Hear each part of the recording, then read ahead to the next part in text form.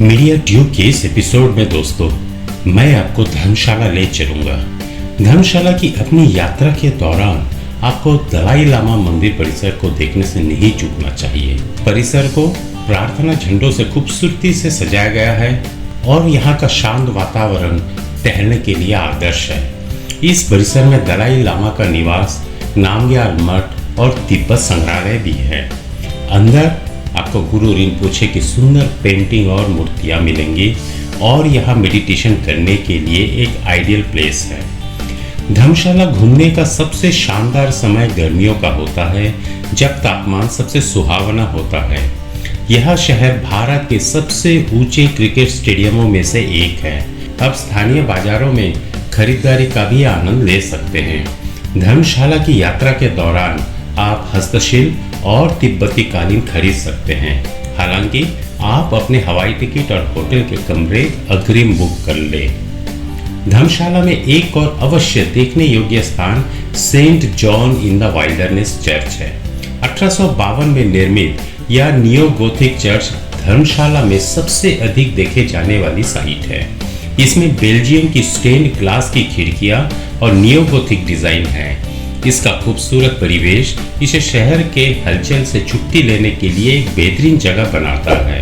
Hello नमस्कार, मैं हूं Subir Ranjan. Media tube channel में आप सभी का स्वागत है। चलिए धर्मशाला घूमते हैं।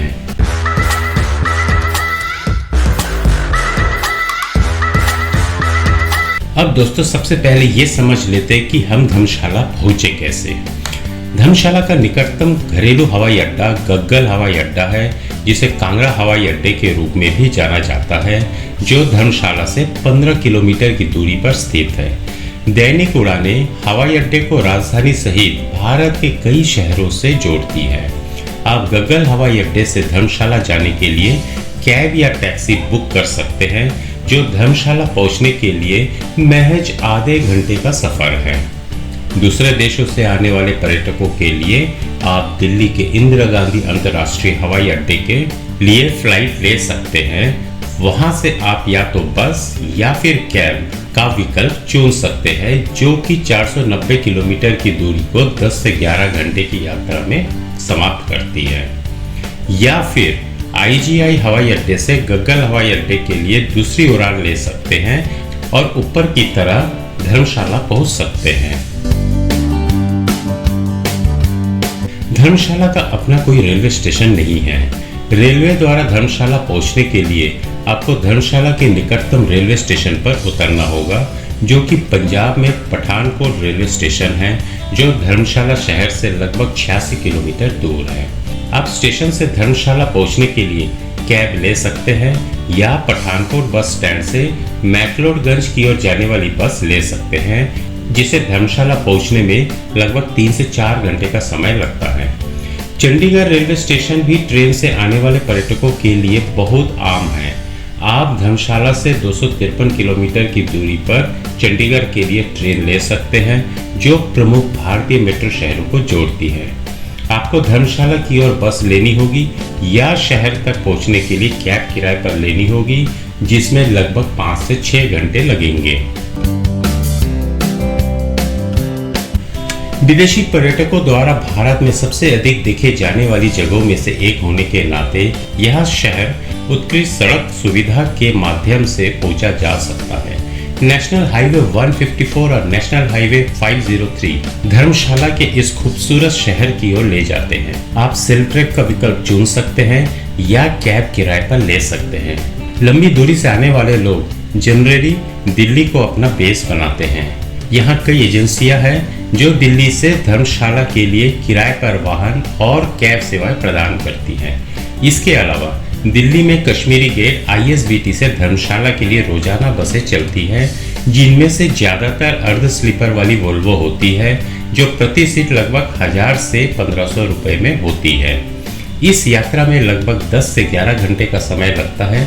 बसें आमतौर पर रात भर चलती है। यदि आप लासा शहर का दौरा कर रहे हैं तो आप निश्चित रूप से दलाई लामा मंदिर परिसर से मंत्रमुग्ध हो जाएंगे। इस तीर्थ स्थल में दलाई लामा का मंदिर और मठ, साथ ही कई स्तूप और अन्य विशेषताएं शामिल हैं। आपको परिसर के भीतर एक संग्रहालय, पुस्तकालय और कैफे भी मिलेगा। परिसर के कॉम्प्रिहेंसिव टूर के लिए दलाई लामा मंदिर परिसर में कम से कम कुछ घंटों को शामिल करने के लिए अपनी यात्रा की योजना बनाएं। परिसर तिब्बती कलाकृति से भरा हुआ है और बहुत से लोग प्रार्थना और ध्यान करने आते हैं। प्रतिमा के अलावा कई अन्य स्थान हैं जहां पर्यटक प्रार्थना की माला और अन्य तिब्बती वस्तुओं की खरीदारी कर सकते हैं। पूरा परिसर काफी खूबसूरत है और साल के किसी भी समय यहाँ जाया जा सकता है। यदि आप दलाई लामा के आवास की यात्रा करना चाहते हैं तो परिसर का सबसे महत्वपूर्ण हिस्सा इसका विस्तृत पुस्तकालय है, but don't be too enthralled by the number of Tibetan books. परिसर प्रतिदिन सूर्योदय से सूर्यास्त तक खुला रहता है और शांत वातावरण का आनंद लेने के लिए आगंतुकों का स्वागत किया जाता है।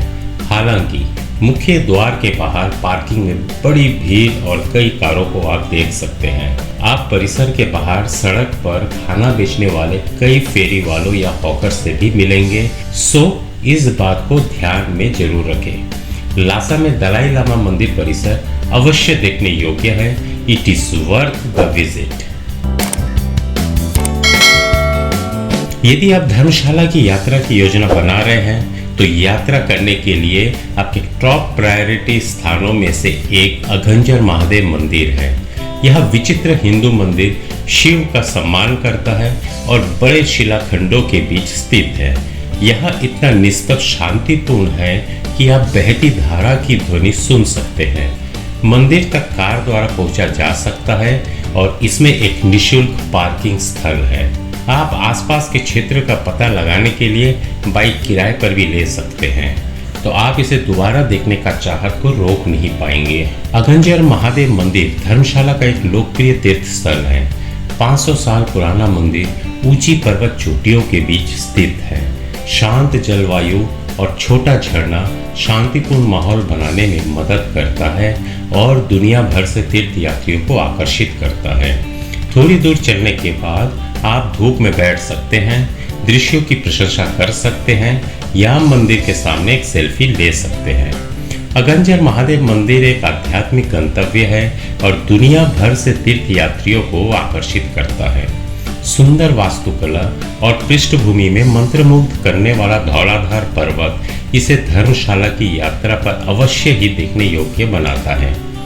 आपको प्रसिद्ध मठ के पास भी रुकना चाहिए, जहां आपको शाक्य मुनि बुद्ध की छवि और करमापा का एक स्पीच मिलेगा। मंदिर के मैदान से जाने वाली सीढ़ी एक छोटी गुफा की ओर जाती है, जिसके अंदर एक छोटी शिव प्रतिमा है। यह छोटा सा मंदिर पहाड़ों और जंगलों से घिरा हुआ है और अपनी अनूठी सेटिंग के लिए जाना जाता है। बरसात के मौसम में आप ठंडी हवा को भी पकड़ सकते हैं और प्रकृति की सुंदरता को निहार सकते हैं। आसपास का क्षेत्र एक शांत अभयारण्य है जो एक शांतिपूर्ण शांत वापसी के लिए उपयुक्त है। Just be sure to take the time to meditate. यदि आप धर्मशाला में बौद्ध मंदिर की तलाश कर रहे हैं तो ग्युतो मठ का अटेम्प्ट लें। यह इस क्षेत्र का एकमात्र मठ है जो भगवान बुद्ध को समर्पित है। इस शाक्य मुनि बुद्ध को बौद्ध धर्म के तांत्रिक संप्रदाय में प्रमुख धार्मिक व्यक्ति माना जाता है। ग्युतो मठ में आपको कई तांत्रिक अनुष्ठान और काले जादू की एक व्यक्तिगत कला मिलेगी। आपको एक स्कूल भी मिलेगा जहां युवा भिक्षु बौद्ध धर्म का अध्ययन करते हैं। जब आप ग्युतो मठ में हो तो आप गौतम बुद्ध मंदिर के दर्शन जरूर कीजिए। विशाल बुद्ध प्रतिमा और बौद्ध भिक्षुओं की मूर्तियां मठ को सुशोभित करती हैं। आगंतुक लामाओं को प्रार्थना चक्र और मोतियों पर मंत्र का जाप करते हुए भी देख सकते हैं। मंदिर में एक विशाल सोना चढ़ाया हुआ प्रार्थना चक्र है। आप प्रार्थना चक्र को घुमा सकते हैं और मंदिर के प्रार्थना कक्ष में ध्यान कर सकते हैं। मठ में देखने और करने के लिए कई अन्य चीजें भी है।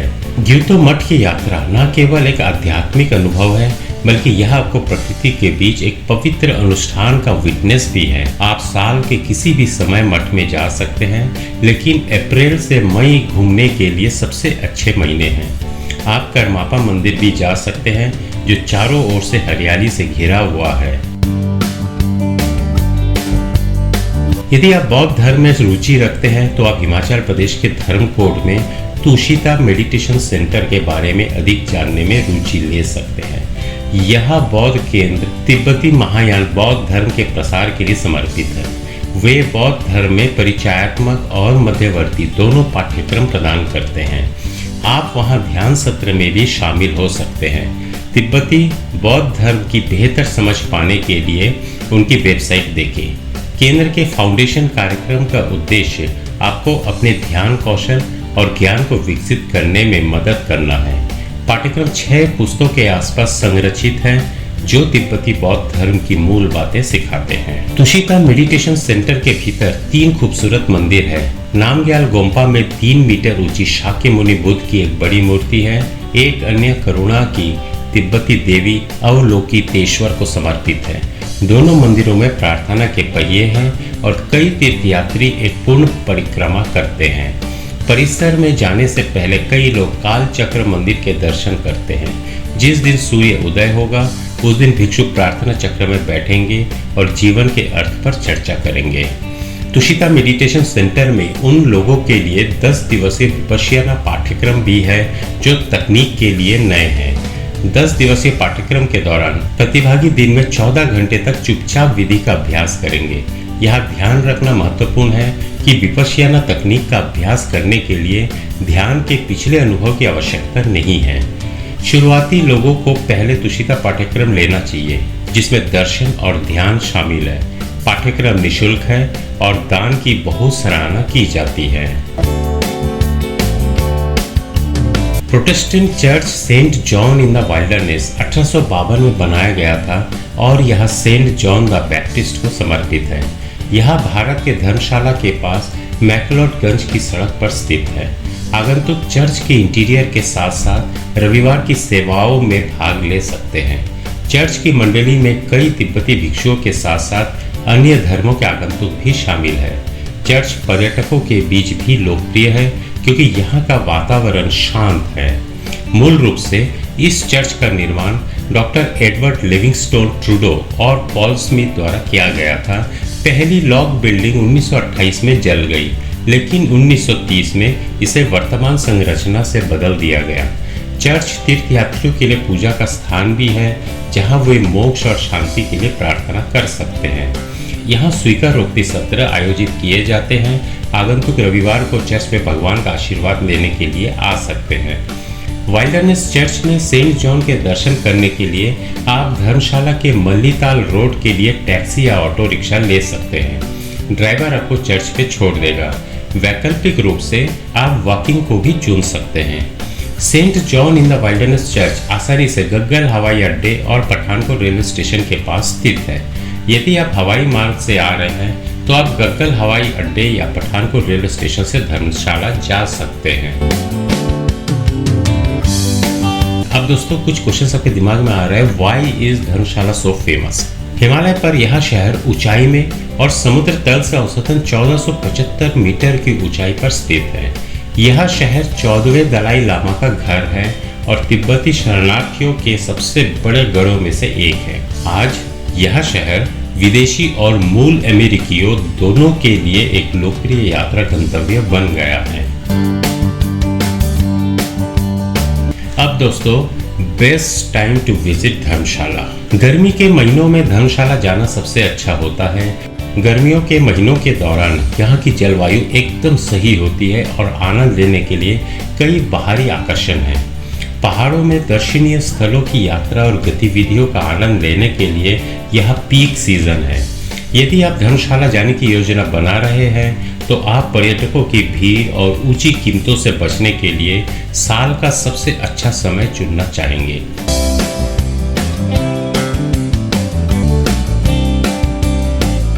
अब दोस्तों अगला एक क्वेश्चन और है, क्या धर्मशाला देखने लायक है? Is Dharamshala worth visiting? उत्तर आपके गोल्स पर निर्भर करते हैं। उदाहरण के लिए यदि आप हाइक करना चाहते हैं तो आप धर्मशाला में 7 या 8 दिन बिताना चाह सकते हैं। अन्यथा धर्मशाला और मैकलोडगंज की सप्ताहांत यानी कि वीकेंड यात्रा प्रमुख स्थलों को कवर करेगी।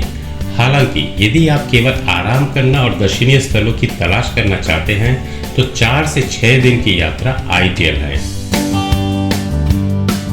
दोस्तों कैसे लगा आपको ये धर्मशाला का टूर। आशा करता हूँ कि अगर आप पहाड़ के खूबसूरत नज़ारों का आनंद लेना चाहते हैं तो धर्मशाला को जरूर कंसीडर कीजिए। लाइक्स जरूर कीजिए और अगर मेरा वीडियो आपके काम आए तो मुझे कमेंट्स जरूर कीजिए। और हाँ, नीचे जो लाल रंग में सब्सक्राइब लिखा है उसे प्रेस कर दीजिए। सब्सक्राइब करना बिल्कुल भी मत भूलिए, साथ ही बेल आइकन को भी प्रेस कीजिए ताकि मेरे चैनल के थ्रू मैं जब भी ऐसे इंफॉर्मेटिव वीडियो ले आऊँ उसका नोटिफिकेशन सबसे पहले आपके पास पहुँचे। मस्त स्वस्थ व्यस्त रहिए। फिर मिलते हैं अगले एपिसोड पर। This is Subir, sign of.